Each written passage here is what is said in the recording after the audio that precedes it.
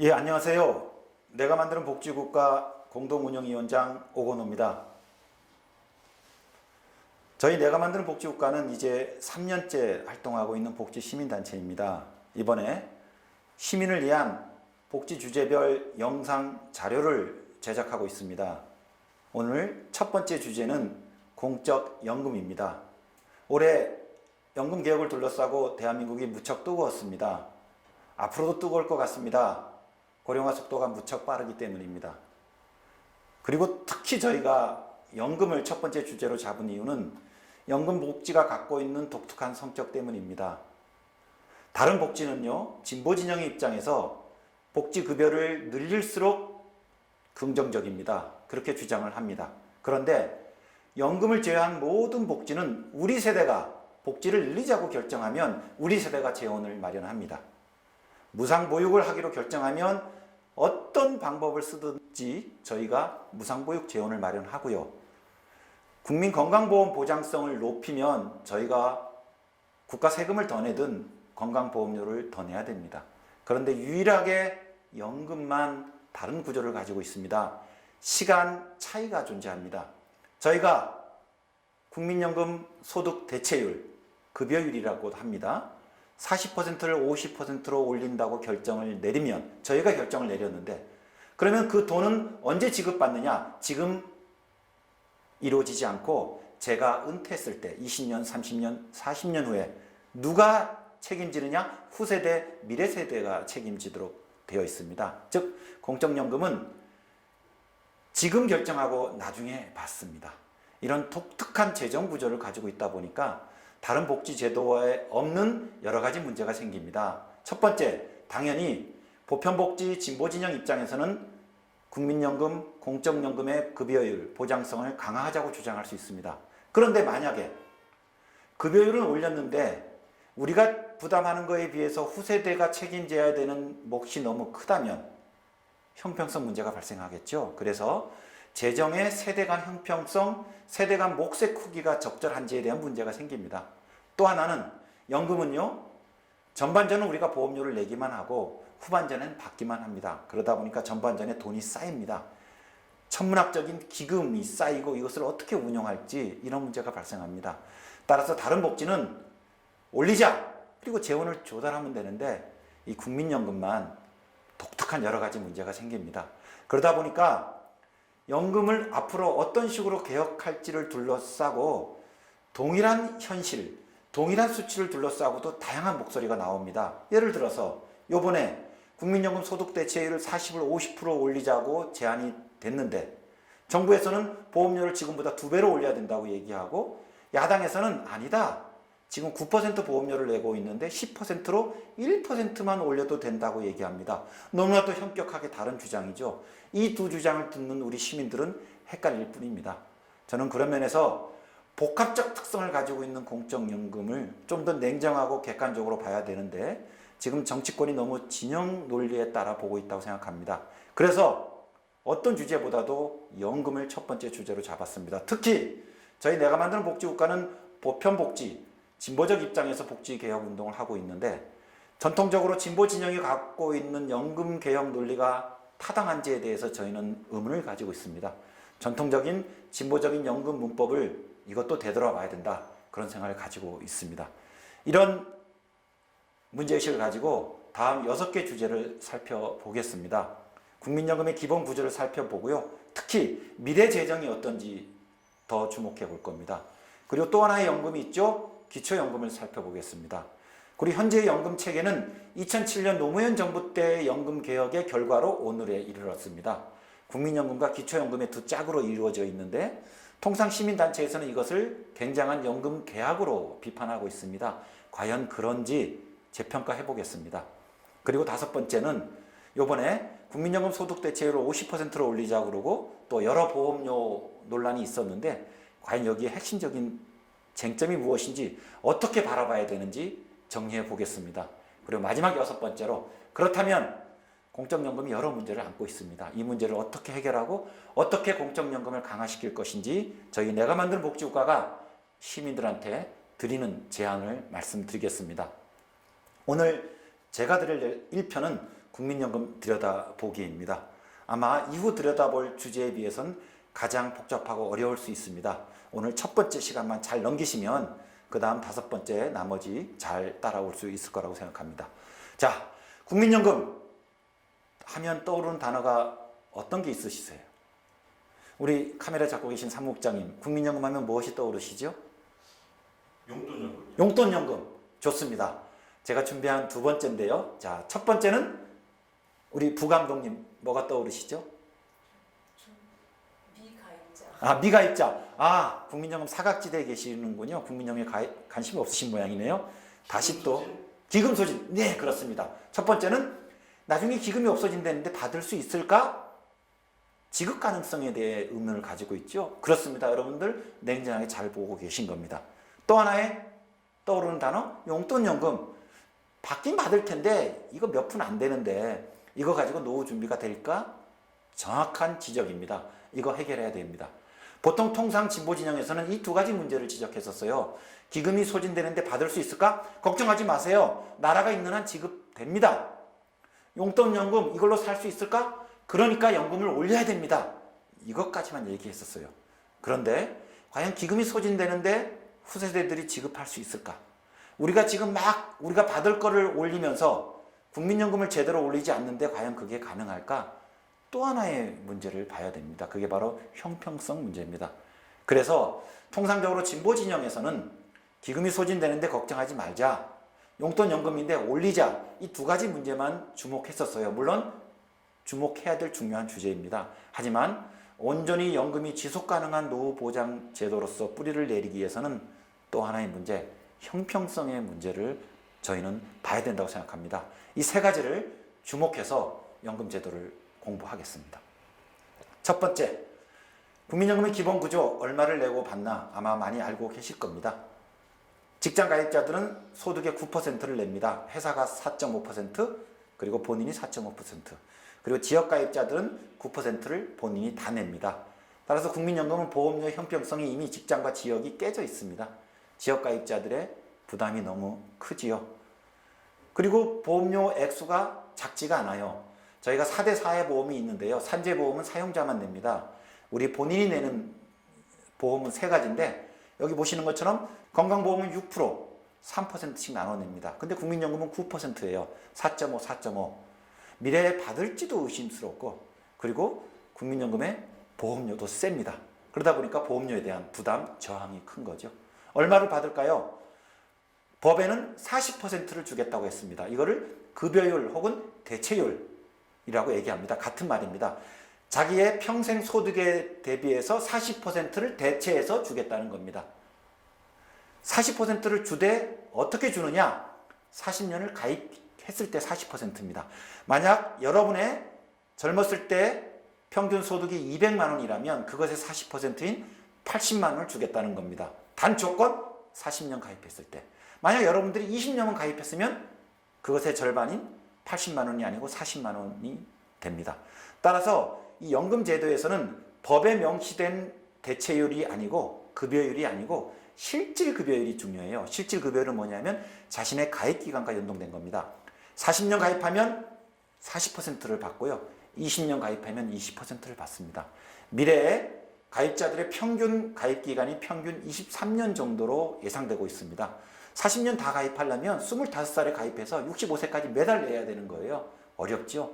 23년 가입하니까 실제 받을 건 23%가 되는 겁니다. 만약 여러분의 소득이 평균 평생 소득이 200만 원이라면 23년 가입하기 때문에 그것의 23% 46만 원을 매월 은퇴하고 받는다.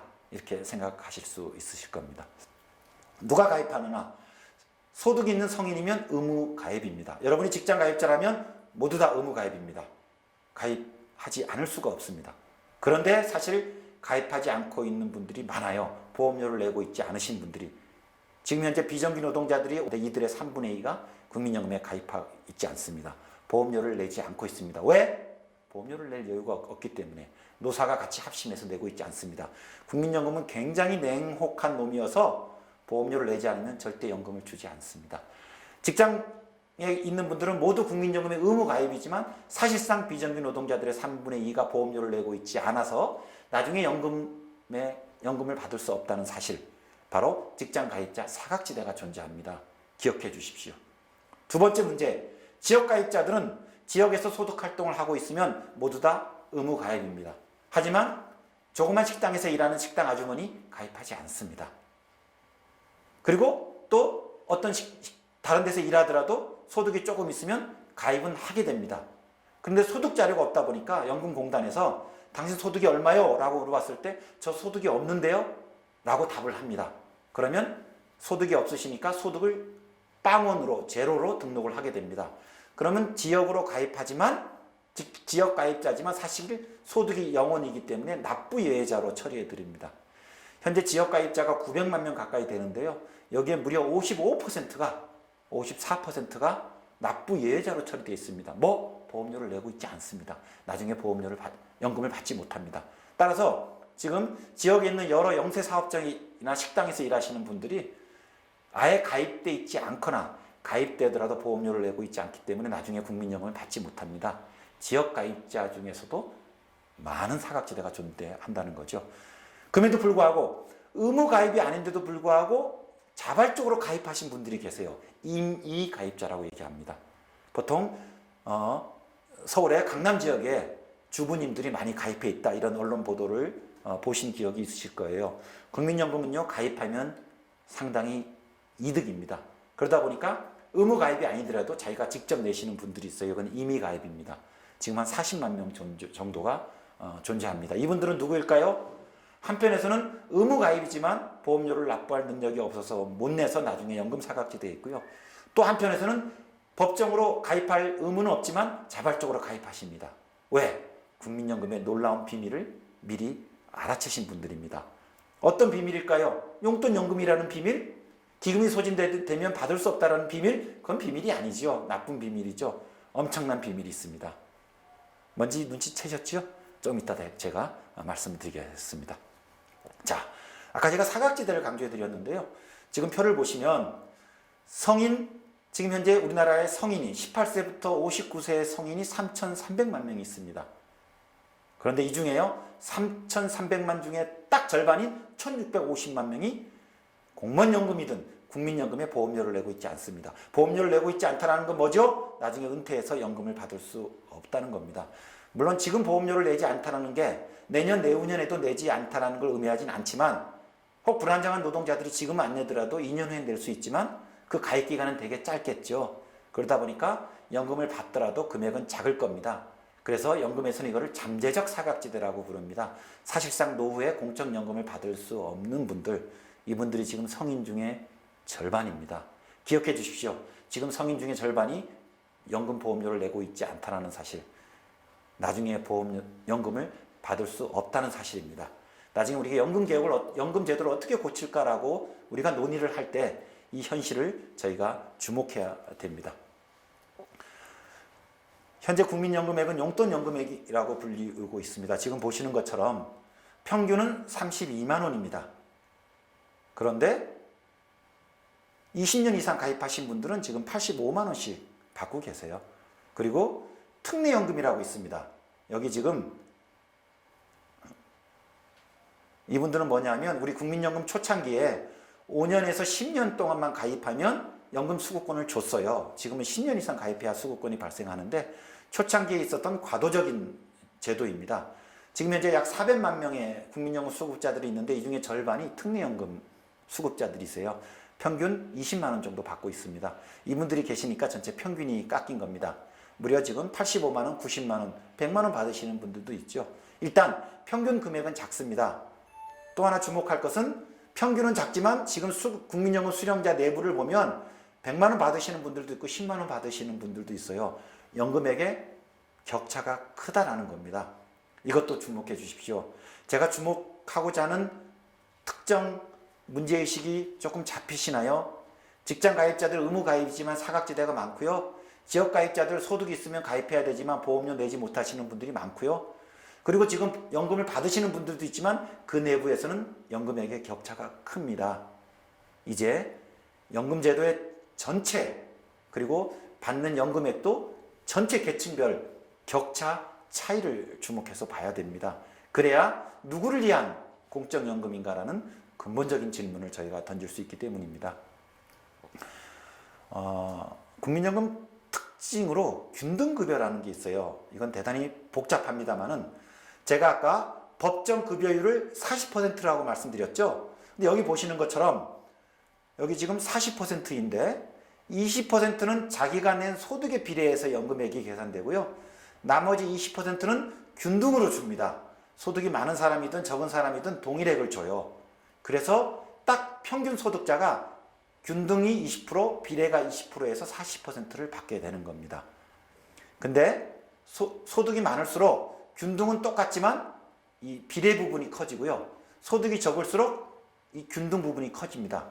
이 두 개를 합쳐서 보면 우리가 대체율, 급여율은 자신의 소득 대비 대체율이지 않습니까? 그러다 보니까 하위 계층은 균등 급여가 많을수록 자기 소득 대비 대체율이 높아집니다.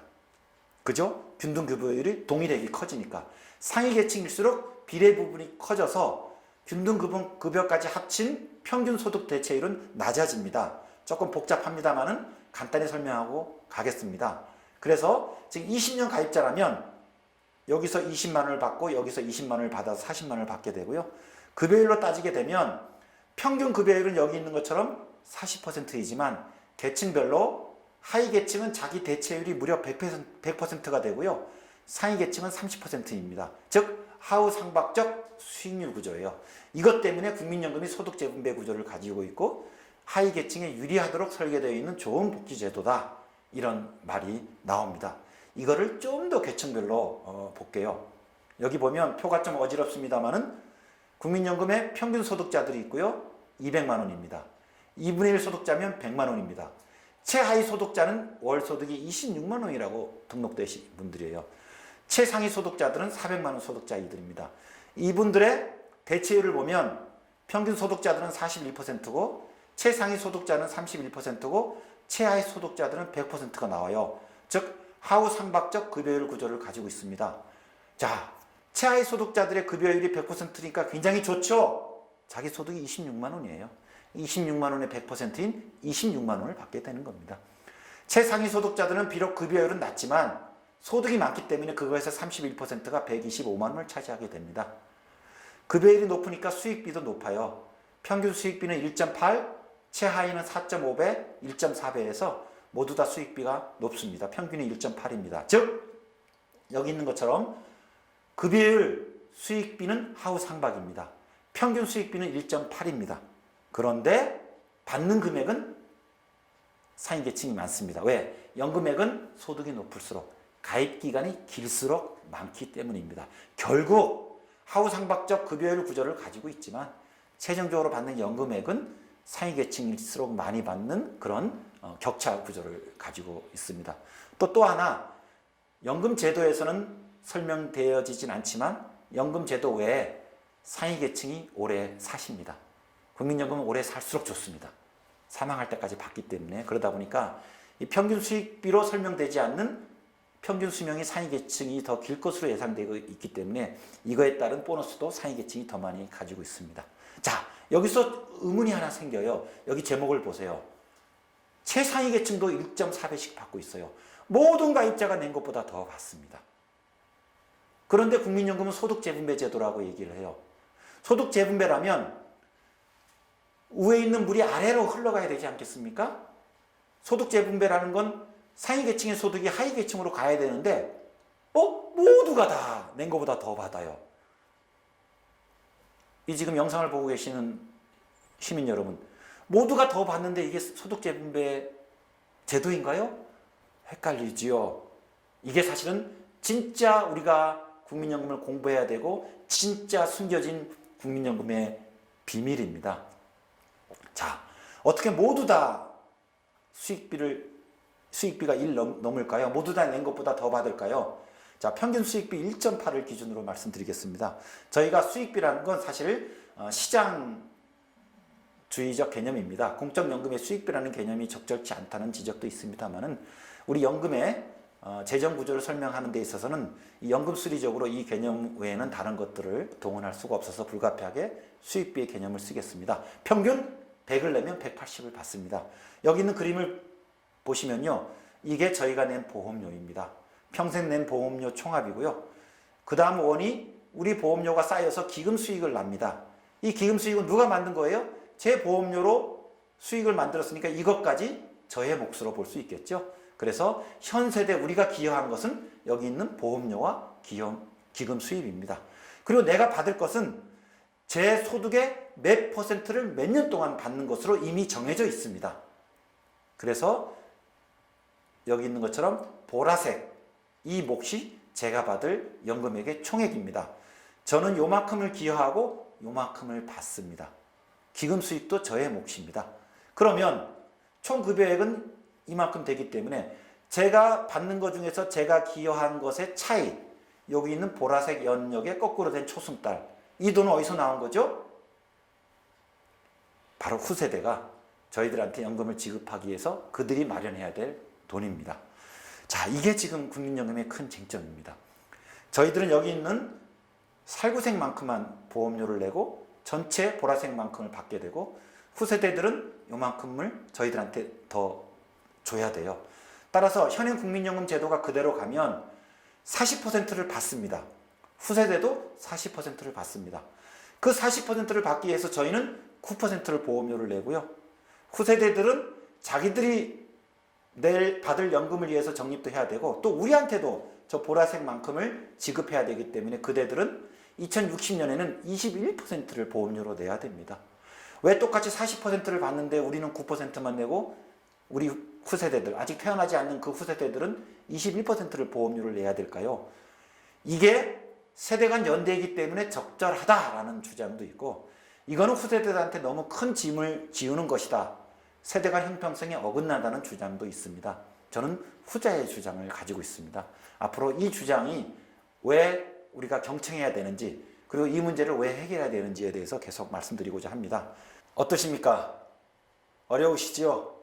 예, 그만큼 우리나라 국민연금이 일이 복잡합니다. 마무리하기 전에 잠깐 오늘 공부한 거를 정리하고 가겠습니다. 예, 첫 번째, 국민연금은 법에 나와 있는 명목급여율과 실질급여율을 구분하는 게 대단히 중요합니다. 법에 40년 40%를 명시되어 있을 뿐입니다. 저희는 가입기간에 따라 실질급여를 받을 뿐이고요. 지금 23년입니다. 그래서 평균 실질급여율은 23%입니다. 하지만 또 상위 노동자들, 상위 가입자들은 가입기간이 30년, 35년 될 수 있고 불안정한 노동자들은 가입기간이 더 짧습니다. 그만큼 또 실질급여율이 낮아지는 겁니다. 두 번째는 하우상박 급여율을 가지고 있지만 또 연금액을 보면 계층별 격차가 상당히 큽니다. 동일한 보편적 국민연금 제도로 설계되어 있지만 그 내부로 들어가면 굉장히 금액 격차가 크다는 거 기억해 주십시오. 그리고 지금까지는 국민연금 제도 내부자 이야기였지만 현재 성인 절반이 보험료를 내고 있지 못해서 잠재적인 사각지대에 있습니다. 노후에 연금을 받을 수 없을 것 같습니다. 이렇게 불안정한 노동자, 사각지대가 많다는 것도 기억해 주십시오. 그리고 마지막으로 동일한 40%의 급여율에서도 저희는 9%의 보험료를 내지만 미래 세대들은 20% 이상의 보험료를 낼 예정입니다. 바로 우리가 늙었을 때 우리한테 연금을 지급하기 위함이죠. 과연 그 후세대들이 이것을 수용할 수 있을까요? 그들이 동의할 수 있도록 제도를 잘 다듬고 가꾸어 나가는 게 저희들의 과제가 아닐까요? 그게 국민연금 개혁의 길이 아닐까요? 그래서 이 후세대와의 미래 세대와의 형평성 문제도 주목해 주십시오. 마지막으로 정리하겠습니다. 국민연금 제도는 복지입니까? 복지이지요. 법에 명시된 노후소득보장 복지입니다. 그런데 복지는 어떤 성격을 가져야 됩니까? 물이 위에서 아래로 흐르듯이 복지 제도를 통해서 소득 재분별, 계층 간 소득 재분배가 이루어져야 됩니다. 복지 제도, 소득 재분배 제도입니까? 모든 가입자들이 낸 거에 비해서 더 받습니다. 일단 가입자들한테는 좋은 복지라고 볼 수 있겠죠. 그런데 국민연금 바깥에 있는 사각지대의 분들한테는 아무것도 드리지 못합니다. 노동시장이 있을 때 중심권 가입자와 주변부 가입자 혹은 사각지대에 계신 분들과의 격차가 존재합니다. 복지라면 노동시장에 있을 때의 격차, 그 계급장을 떼고 노후에는 계층 간 소득 격차를 완화시켜줘야 되는데 현재 국민연금은 어떤 역할을 하고 있느냐? 노동시장에서의 격차를 노후에도 확대 재생산하는 역할을 합니다. 복지입니까? 국민연금 제도 내부자의 눈으로 보게 되면 좋은 복지일 수 있습니다만은 전체 국민의 눈으로 보면 계층 간의 격차를 더 확대 재생산하기 때문에 복지인지 잘 모르겠습니다. 누구의 눈으로 볼 것이냐? 중요하지요. 그래서 국민연금에 갖고 있는 첫 번째 형평성 문제, 현 세대 내에 계층 간 형평성 문제를 가지고 있습니다. 그런데 또 하나의 형평성 문제를 가지고 있습니다. 말씀드렸죠? 저희는 40%의 급여를 받으면서 9%의 보험료를 내지만 미래 세대들은 더 많은 보험료를 내야 됩니다. 바로 저희한테 연금을 지급해야 되기 때문이죠. 저는 그런 면에서 보험료 부담에 있어서 재정 기여 몫에 있어서 세대 간 형평성이 어긋나 있다고 생각합니다. 현 세대와 미래 세대 사이에 말이죠. 저는 국민연금은 두 가지 형평성 문제를 가지고 있습니다. 세대 내 형평성 문제, 세대 간 형평성 문제. 제가 처음에 말씀드렸었죠. 국민연금 하면 어떤 단어가 떠오르시냐고. 기금이 소진이 돼서 받을 수 없을지도 몰라? 그렇지요. 용돈 연금이어서 너무 금액이 작다고요? 그렇지요. 하지만 또 하나의 문제, 세대 내 세대 간 형평성 문제를 갖고 있는 거 기억해 주십시오. 앞으로 국민연금 우리가 새롭게 바꾸고자 할 때는 이 형평성 문제도 저희가 해결해야 됩니다. 그래서 보장성을 높이면 좋습니다. 국민연금 소득 대체율 40을 50으로 올리면 좋은 일이죠. 하지만 보험료를 그에 맞춰서 올리지 않고 급여만 올리면 현 세대와 미래 세대 간의 형평성은 더 악화됩니다. 급여율이 올린다고 하더라도 지금 국민연금 사각지대에 계신 분들, 현재 노인 빈곤에 처해 계신 분들한테는 아무 소용이 없는 일입니다. 따라서 지속 가능성 그리고 세대 간 형평성, 세대 내 형평성 문제를 고려하지 않고 급여율만 올리게 되면 세대 내 형평성, 세대 간 형평성 문제가 더 악화될 수도 있습니다. 이번 국민연금 소득 대체율 50% 논란이 놓치고 있는 맹점이 바로 거기에 있는 겁니다. 그래서 이제 국민연금 제도 형평성의 문제도 염두에 두고 앞으로 살펴봐야 됩니다. 복잡하지요? 앞으로 저하고 5번 더 공부를 하게 되면 현재 문제를 본질적인 문제를 직시하고 그리고 제대로 된 공적연금 강화의 방안을 반드시 제가 제안해 드리겠습니다. 다음은 그래서 미래 국민연금 재정을 어떻게 이해해야 될지 국민연금 미래 재정 주제로 만나 뵙겠습니다. 경청해 주셔서 고맙습니다.